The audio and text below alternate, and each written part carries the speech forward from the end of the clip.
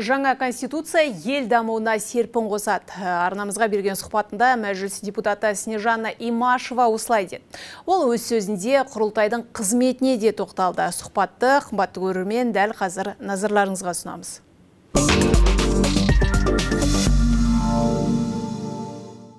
Жалпы жаңа конституцияны қабылдау Қазақстан үшін қандай тарихи кезеңді білдіреді? Осы туралы көп шетелдік бақтар жазып жатыр ғой. Жаңа тарихи кезең дейміз, бірақ қандай кезең бұл?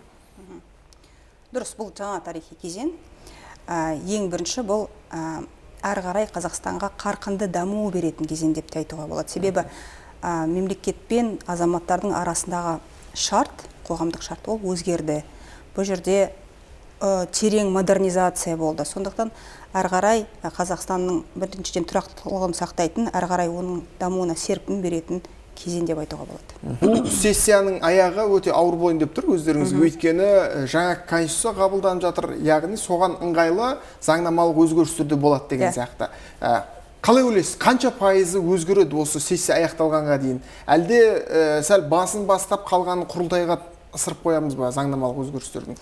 Ең бірінші біздер қазір мемлекеттік жүйе дұрыс жасау үшін осы конституцияға сәйкес керекті заңдарды қабылдаймыз. Бұл жаңадан жасалатын заңдар құрылтай туралы, кеңес туралы, президент және түрлі басқа да конституциялық заңдарға өзгерістер қажет болады. Соның ішінде сайлау туралы да мәселесі бар.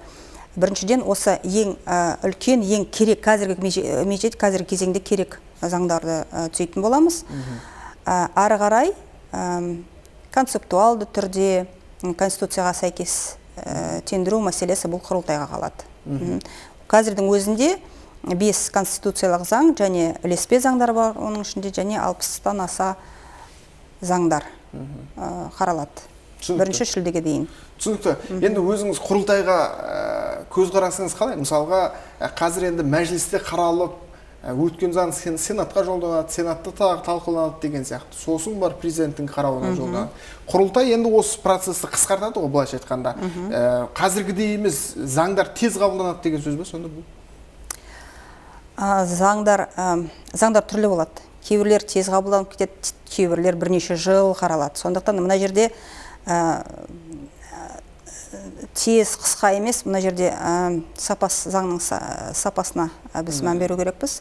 Сондықтан сенат болмағанмен, сенат бізге бір соңғы енді этап, соңғы меже. Бұл жерде заңдарымыздың сапалығы және жалпы сенат бүкіл сұрақтарды егер де келіспесе біздерге қайтаратын еді. Енді ондай бізде алдымызда бір көпір жоқ дейсіз ғой қазір? Ондай көпір президент пен біздің арамызда көпір болмағандығын, бірақ 3 оқылым болады. Бірінші, екінші, осы 3-ші оқылым дәл осы мәселелерге мән беретін болады. Заңның сапасына, заңның тиімділігіне. Әрі қарай енді президенттің вето деген нәрсесі бар. Егер президент келіспесе, құрылтайдың шығарған заңының кейбір тұстарымен ол қайтарып жіберуге болады. Бірақ бұл жерде де құрылтай 2/3 бөлігі шешіммен оны кейін өзі қабылдауға да мүмкіндігі бар. Ал депутаттардың статусы қалай болады мысалға? Депутаттардың статусы сол күйінде қалады. Қазіргі қандай, дәл сол күйінде қалады. Сұхбатың үшін алғыс айтамыз, Снежана ханым.